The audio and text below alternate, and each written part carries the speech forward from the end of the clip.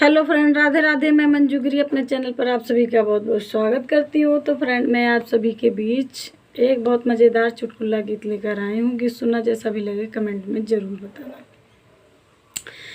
फटी गई ले नैहर के साड़ी, बिरन तोहर रहिया निहारी।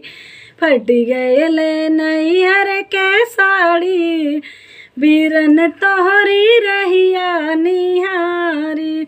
सासू के साड़ी मोरे मन ह्यू न भावे, सासू के साड़ी मोरे मन ह्यू न भावे।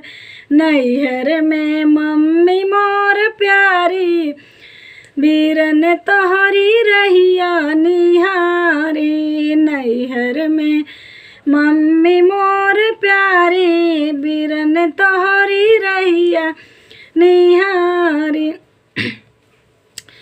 फट गई ले नैहर के साड़ी, बिरन तोहरी रहिया निहारी।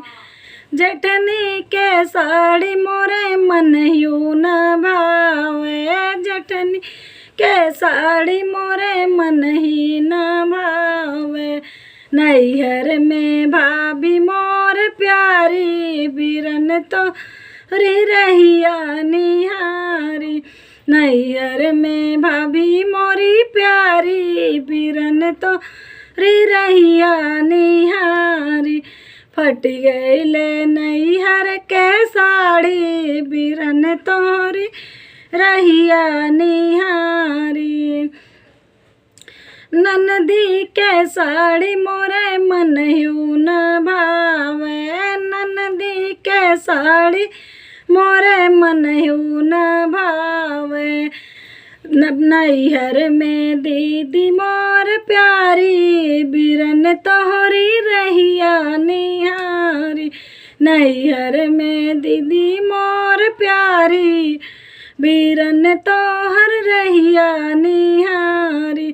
फट गई ले नैहर के साड़ी, बिरन तोहरी रहिया निहारी।